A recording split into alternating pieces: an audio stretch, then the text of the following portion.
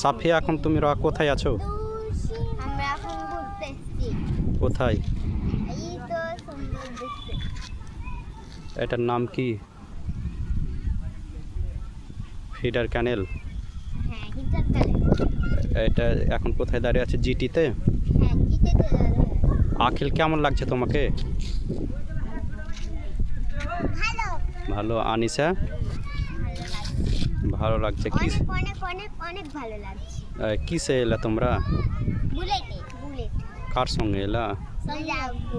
হ্যাঁ। জায়গাটা কেমন? হেবি।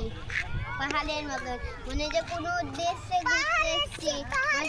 দুদিন 4 দিন থাকি। এখন যাতে আমাদের যে বাড়ি হলে কত মজা হতো। কিন্তু ওরকম স্বপ্ন নাই।